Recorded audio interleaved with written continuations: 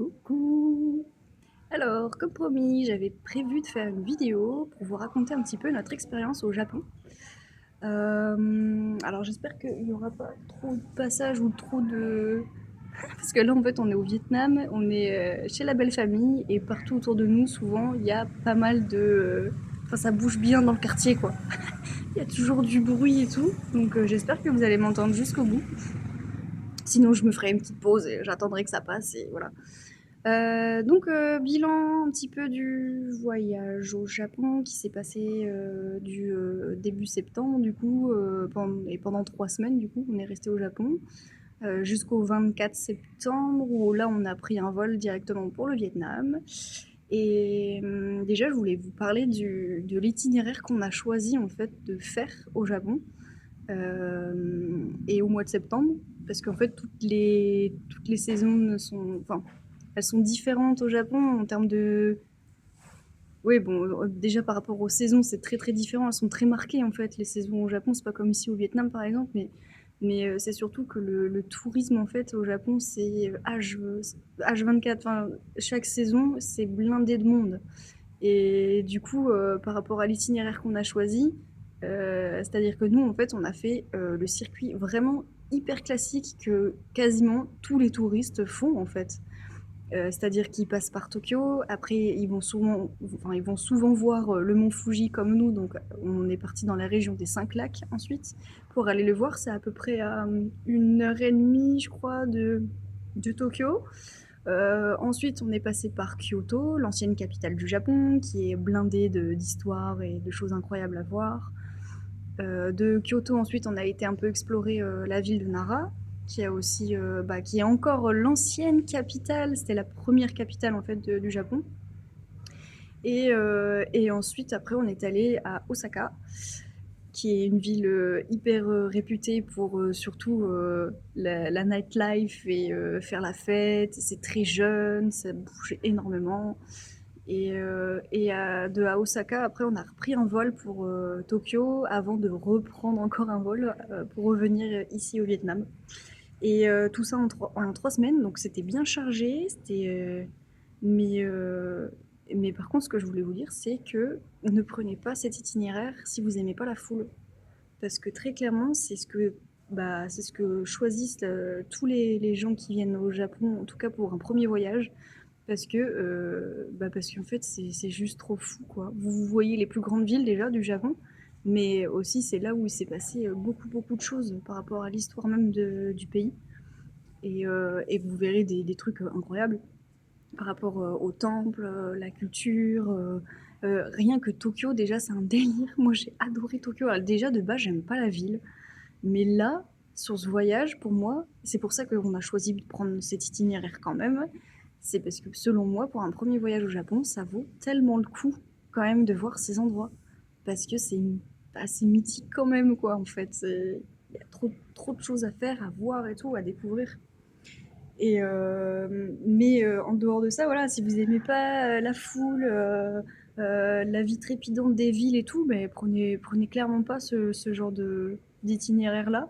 Allez visiter plutôt des régions un peu plus méconnues mais hyper sauvages comme Hokkaido qui est l'île au plus au nord, ou même la région du Tohoku qui est au-dessus de Tokyo et qui est vraiment hyper sauvage, et apparemment c'est magnifique, et moi j'adorerais aller là-bas aussi pour un prochain voyage parce que ça a l'air vraiment fou. Et sinon il y a toutes les îles d'Okinawa, l'archipel d'Okinawa en fait qui a l'air magnifique. En fait au Japon clairement il y a tout. On peut passer des îles tropicales à la forêt un peu luxuriante, des montagnes incroyables avec des températures très basses d'ailleurs, et l'hiver tout au nord, je crois que c'est du côté plutôt d'Hokkaido et tout, comme on est proche de la Russie, on peut même marcher sur la banquise, enfin c'est du délire. Et puis surtout il y a des sources chaudes partout, les onsen c'est juste incroyable, enfin voilà. Donc l'itinéraire qu'on a choisi, franchement il était réfléchi. Même si moi de base j'aime pas trop la ville, on avait quand même décidé de faire ça parce que selon moi c'est un grand classique, mais je pouvais pas passer à côté en fait. Voilà. Deuxième chose qui nous a vraiment marqué, mais ça c'était dès notre arrivée, c'était incroyable, c'est le calme en fait. Le calme, mais même dans Tokyo qui est la plus grande ville du monde, c'est calme, c'est vraiment calme. Et dans les petites ruelles, chaque quartier a son ambiance, a un truc particulier en fait. Il y a vraiment une atmosphère mais trop cool. Et si c'est aussi calme, c'est parce que les Japonais eux-mêmes sont des gens très calmes, justement. Et quand on a pris le métro, la deuxième journée, après être arrivé, en fait, le deuxième jour, pour visiter un peu la ville, mais ça nous a trop marqué, ça, on est dans le métro. Alors, autant le métro, c'est un bordel, parce que c'est une marée humaine, le truc, c'est juste incroyable. Enfin, au début, faut s'accrocher, hein, parce que ça fait bizarre. Mais quand on rentre dans le métro, dans le train, quoi, il n'y a plus personne qui parle. Enfin, surtout le matin, quand ils vont partir bosser et tout ça. Il n'y a pas un bruit, quoi. Il n'y a pas un bruit. Et alors, surtout, c'est super propre. Et c'est propre partout, dans tout le pays. Et c'est vraiment un truc. Enfin, quand on voit le métro parisien, même le métro un peu partout en France, hein, la France à côté, excusez-moi, mais c'est un dépotoir en fait. À côté de ce pays, c'est vraiment sale chez nous, quoi. Et je me rappelle avoir dit à Thaï, on s'est fait une balade un soir à Kyoto où on passait sous les ponts. Et même sous les ponts, je veux dire, il n'y a pas d'odeur nauséabonde. Hein. Enfin, quand tu passes sous les ponts à Paris, ou même à Lyon, ou même à Bordeaux, ou que sais-je encore, enfin, voilà les odeurs, quoi.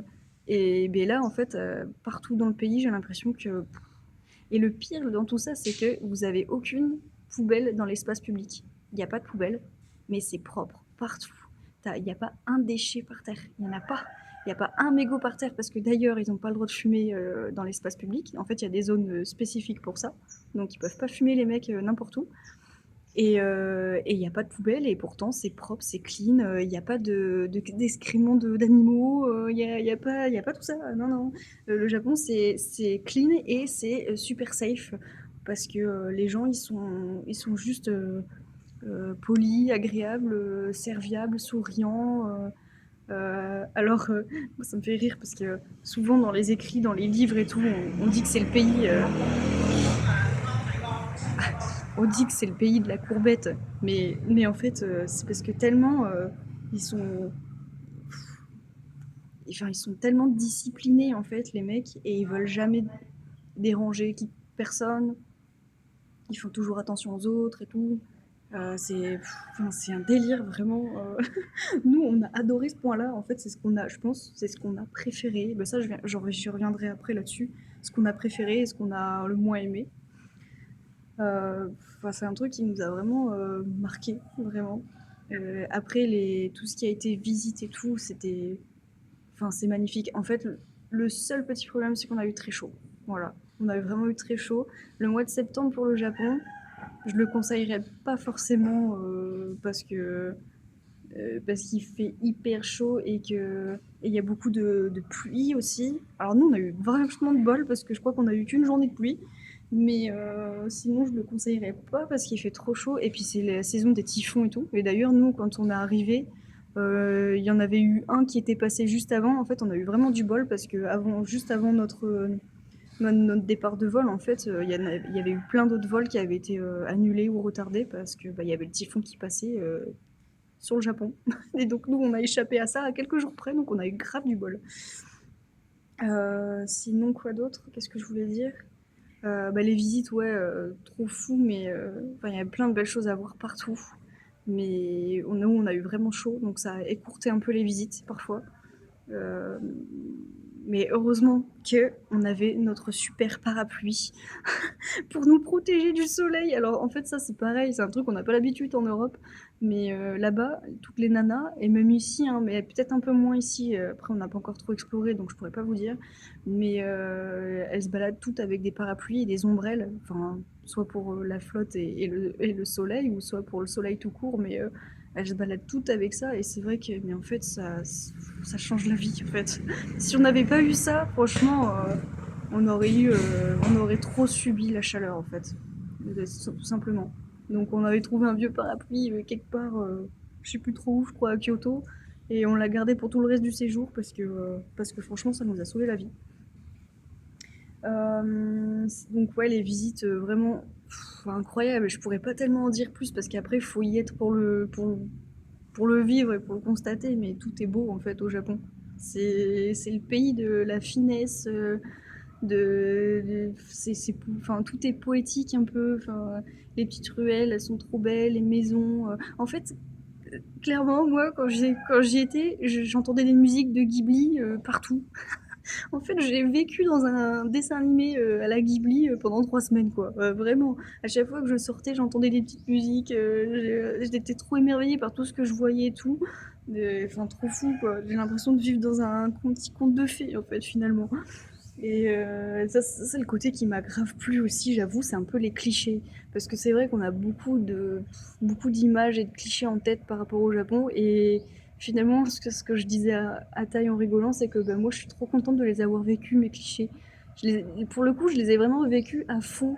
Le seul truc que je regrette un peu, mais bon, après, c'est que j'ai pas vu de geisha se balader dans les rues de Kyoto, parce que c'était un peu à la base, c'était un peu un objectif, mais franchement, quand on a vu la foule, ah non, mais c'est en fait pour profiter des lieux au calme, il faut se lever super tôt ou y aller super tard le soir. Dans les rues à Kyoto, c'est toujours le bordel, il y a toujours plein de monde. Et du coup, surtout bah, dans les zones super touristiques, du coup, où il y a plus de choses à voir. Et les fameux quartiers où il y a les geishas qui se baladent et tout ça. Et en fait, bah moi je voulais en voir, mais bon, trop compliqué, trop de monde, trop chaud. Enfin, il y avait plein de trucs qui me faisaient que je m'étais dit, oh, j'aurais peut-être l'occasion d'en voir un jour, mais c'était pas pour tout de suite. Et puis en plus de ça, ce que j'ai appris par la suite, c'est que, et ça c'est pareil, c'est fou, mais il y a plein d'entreprises de location de kimonos partout. Et en fait, les nanas, elles s'habillent comme des, entre guillemets, des vrais maiko et des vrais geishas.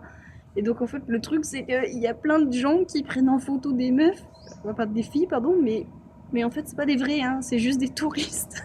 C'est juste des touristes qui sont là parce que bon, autant il y en a, tu vois très bien que c'est pas des geishas, hein, clairement ça se voit sur le. Mais autant il y en a d'autres, il y a plein de touristes chinois, il y a plein de touristes qui viennent de partout, de Corée, de partout.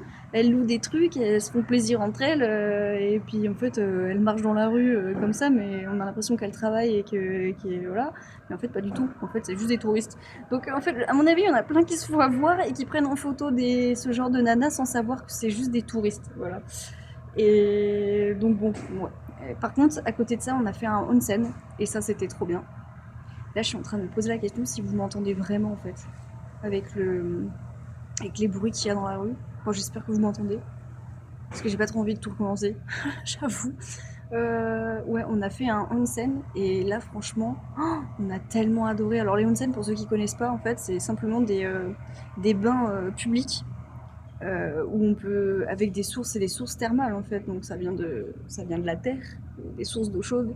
Et en fait, c'est un endroit où hommes et femmes sont séparés, dans les vrais onsen, parce qu'après, il y a comment on appelle, les sento, mais après, ça, les sento, ça dépend, il y en a aussi il y a des mixtes, mais il y a aussi des endroits où les hommes et les femmes sont séparés.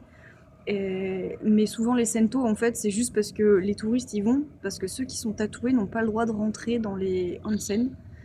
Simplement parce que c'est une vieille histoire par rapport à tout ce qui était lié à la mafia, comment on appelle ça déjà, les fameux yakuza qui étaient tatoués et tout. Enfin bref, il y a eu toute une histoire là-dessus. Moi, je connais pas tout ça par cœur. Mais donc du coup, si vous êtes tatoué et que vous voulez essayer un onsen, allez plutôt dans les sento. Enfin, il y a une différence entre les deux. Et là, vous pourrez probablement profiter de l'expérience. Mais sinon, nous, on a testé vraiment le vrai fameux onsen. Donc femmes, hommes séparés, où vraiment bah, là tu rentres et t'es complètement à nu et tu vas te laver et tout et après tu vas profiter des bains. Donc il y a des bains très très chauds avec un peu de remous, des petites vagues, des trucs automassants, tout ça. Il y a des bains froids, il y a un peu de tout quoi. Et c'est trop génial comme expérience à faire, au moins une fois. En plus, d'être là avec les locaux, bah, de regarder ce qui se passe, d'être là d'observer. Moi, il y a une petite fille qui a joué un peu avec moi, c'était trop mignon. Enfin voilà, on a trop adoré ce moment. Euh, Sinon, autre point, la nourriture. La nourriture, en fait, j'étais un peu étonnée parce que je pensais que j'allais mais vraiment adorer vraiment la nourriture japonaise. Mais en fait, j'ai aimé, mais sans plus non plus. J'étais pas en mode waouh, c'est trop bon, incroyable. On a bien mangé, c'est vrai qu'on a bien mangé, mais c'était pas non plus genre le truc le plus incroyable. Voilà quoi. C'est pas ce que je retiens le plus finalement, la nourriture au Japon. Parce que c'était assez. Enfin, c'était souvent un peu les mêmes choses qui revenaient, quoi. Donc, même en fouillant un peu, on voyait souvent les mêmes choses. Et même, il y a des trucs que je voulais tester, comme les okonomiyaki, par exemple, c'est des espèces d'omelettes japonaises. Et bien, en fait, j'ai trouvé que c'était. Enfin, c'est un peu trop street food à mon goût, dans le sens un peu malbouffe, parce qu'ils mettent un peu des sauces, un peu n'importe comment et tout, des trucs un peu écœurants. Et à la fin, j'étais un peu écœurée. Et d'ailleurs, bah, on a été un peu malades tous les deux.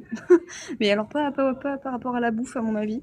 Mais il y a un moment donné, on a été malade. Et du coup, je pense que ça a participé au fait qu'on n'a pas peut-être pu profiter pleinement de la nourriture ou l'apprécier à sa juste valeur, en tout cas.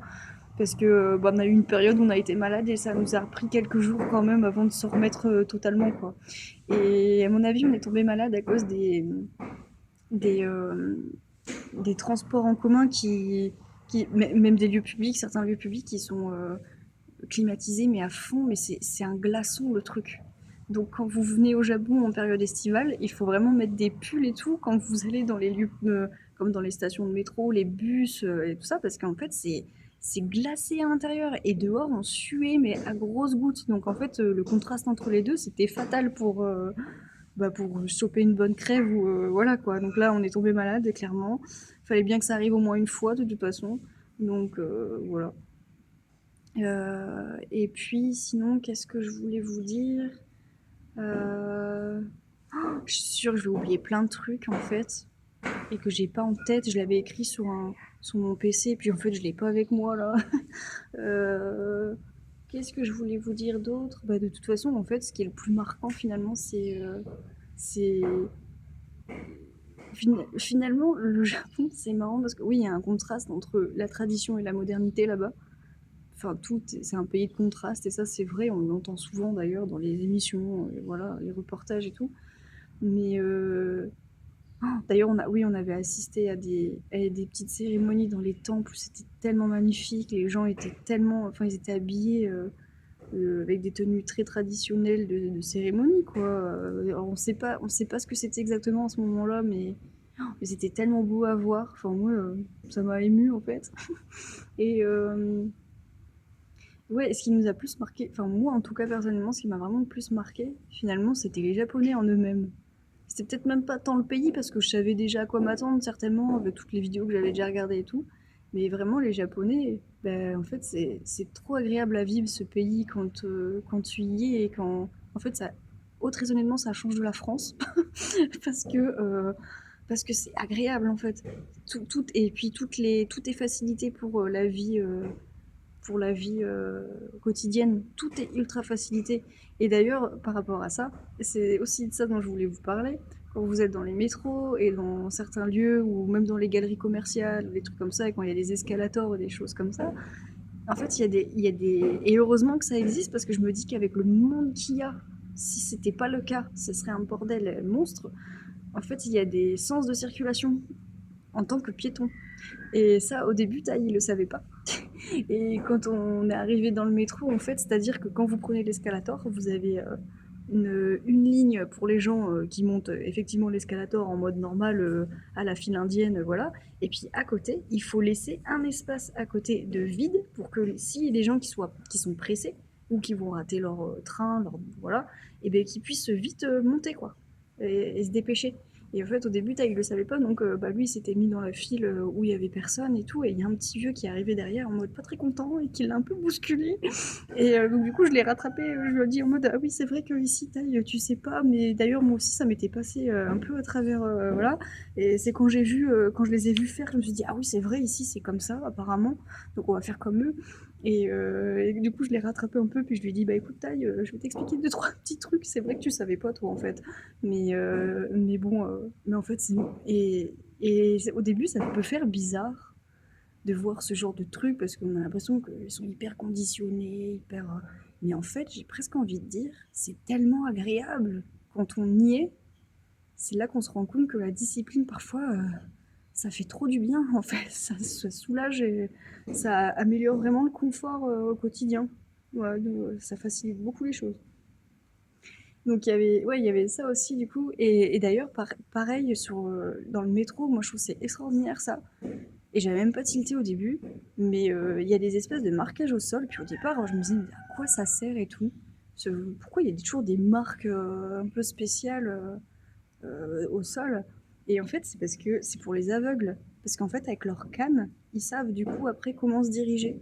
Enfin, j'avais vu une vidéo là-dessus après, et je trouvais ça incroyable. Je me suis dit, mais c'est trop bien en fait. Et oui, et le Japon, c'est le pays mais où tout est pensé intelligemment, justement pour faciliter le quotidien. Tout est. Enfin, je trouve que c'est trop bien fait, quoi. Et d'ailleurs, on a des cartes. Enfin, nous, on avait acheté une carte qui s'appelle la Welcome Suica, mais après, les Japonais, ils ont la Suica tout court. Mais nous, on avait la Welcome Suica, qui est valable, je crois que c'est 30 jours, donc un mois. Et en fait, c'est comme une espèce de. Avec ça, on peut payer tous ces transports en commun. En fait, il faut juste la recharger, quoi, une carte. Mais en fait, ça fait aussi office de carte un peu bancaire, puisque avec ça, on peut payer la majeure partie des boutiques, des petites supérettes et des trucs comme ça. Bah, on peut payer avec sa Welcome Suica. Donc, moi, je trouve ça tellement pratique, en fait, aussi. Je trouve ça vraiment génial. Et c'est des petites choses comme ça qu'il faut savoir. Avant de partir, il faut juste bien se renseigner. Après, tout ce qui est téléphone, tout, nous, on a eu la chance dans notre forfait mobile en France, bah, le Japon était inclus. Dans, dans notre forfait, en fait, on pouvait utiliser jusqu'à 30 gigas pour les données mobiles et tout, donc on avait de la chance là-dessus. Bon, ça n'a pas été le cas au Vietnam. Là, clairement, on a dû prendre une autre carte, mais voilà.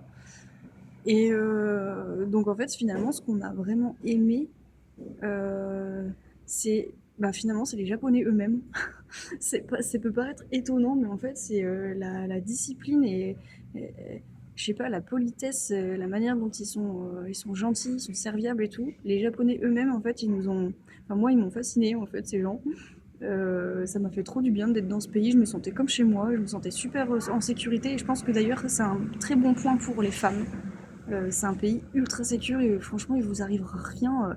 Moi qui, de base, je détestais prendre le métro et tout, là, dites-vous, j'y suis allée toute seule un matin très tôt, à 5h30. J'étais sur une rame de métro, genre, il y avait personne dedans et j'avoue que c'était un peu limite flippant qu'il y ait personne comme ça. Bon. Mais après, je me suis dit, non, mais Marie, t'es au Japon, en fait, tu risques rien. Donc, mais clairement, je l'aurais pas fait à Paris, quoi. Ah, mais vraiment, je l'aurais jamais fait à Paris, ça. Toute seule comme ça, non. Alors qu'ici, en fait, je me suis même pas posé la question. Je me suis dit, allez, j'y vais, j'en profite. Je vais visiter mon truc très tôt le matin pour qu'il y ait personne. Et puis, je me suis pas posé la question. Donc, ça, voilà, les Japonais en eux-mêmes, bah, moi, en fait, du coup, j'ai trop adoré. Et, qu'est-ce qu'on a? Bah, forcément, les lieux qu'on a visités, oui, on a adoré. Mais c'est vrai que la foule, des fois, ça pouvait être fatigant. Qu'est-ce qu'on a aimé? Enfin, en fait, on a aimé plein de trucs. C'est vrai, la manière dont la vie là-bas est facilitée, ça c'est trop chouette. Après, ce qu'on a moins aimé, donc forcément, c'était bah, la chaleur, je pense, la foule. La nourriture qui nous a pas plus spécialement marqué que ça. Bah, après, on va pas dire qu'on n'a pas aimé en fait, mais c'était pas dans les trucs qui nous ont plus marqué. Et bah après, en fait, je- j'avoue que je sais plus trop quoi dire. Je pense que j'en ai déjà dit assez comme ça. Et puis par rapport à l'itinéraire, enfin, ouais, c'est vraiment pas à conseiller pour les gens qui aiment pas la foule, quoi. Donc, mais en tout cas, nous, on avait choisi ça.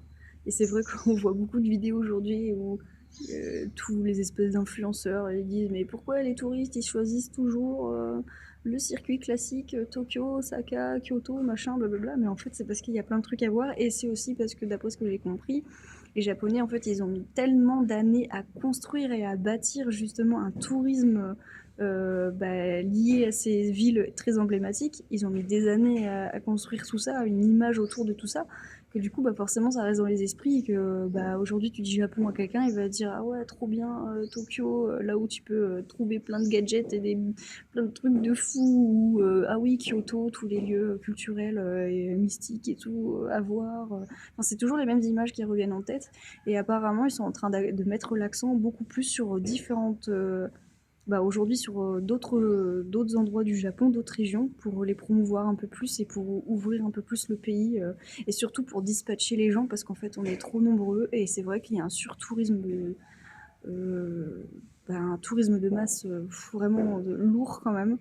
Et à mon avis, ça doit commencer à bien leur peser un peu. Donc ils vont essayer, je pense, prochainement de dispatcher un peu les gens. Ah oui, d'ailleurs, pour les histoires de visa, c'est en fait, il n'y a pas besoin de visa au-delà de.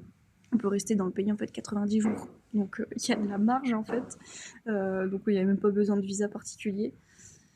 Et voilà. Et c'est vrai que quand je suis partie, moi j'avais un peu de peine en fait. J'avais un peu de peine parce que je me sentais bien là-bas et puis mais en même temps j'avais de la peine puis en même temps je me disais non mais il y a tellement d'autres trucs qui nous attendent que du coup c'était un peu une consolation. Si j'avais dû retourner en France au bout de 3 semaines, je pense que j'aurais été déprimée, hein, mais vraiment.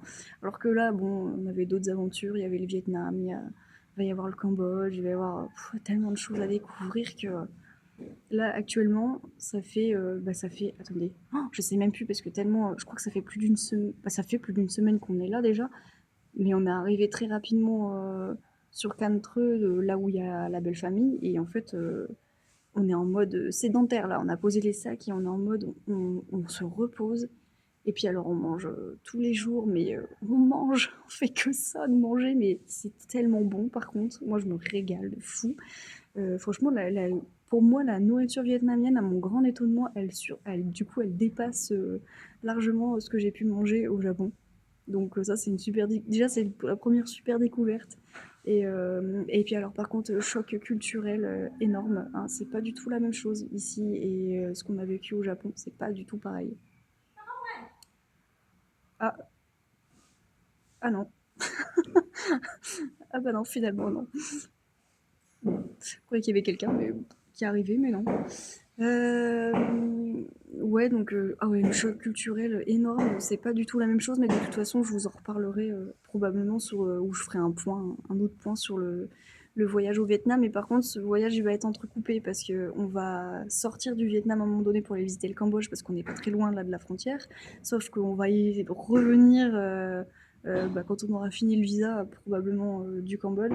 En fait, on reviendra pas au Japon, n'importe quoi, au Vietnam pour continuer le trajet parce que le Vietnam c'est super grand, ça s'étend, c'est tout en longueur et donc clairement là on va pas aller jusqu'au nord parce que là on est vraiment à l'extrémité sud et on va pas s'amuser à remonter tout au nord d'abord parce qu'on voudrait d'abord aller justement au Cambodge comme on est à côté et visiter certainement la région d'Angkor et tout ça et avec les temples, les fameux temples et profiter au moins de cette région, cette zone là comme on connaît pas bien le pays et ensuite revenir au Vietnam parce qu'en fait au Vietnam je pense qu'on a plein de trucs à faire, plein de trucs à visiter. Pour moi, c'est un pays sous-coté. À mon avis, je pense que je vais avoir de très grandes surprises.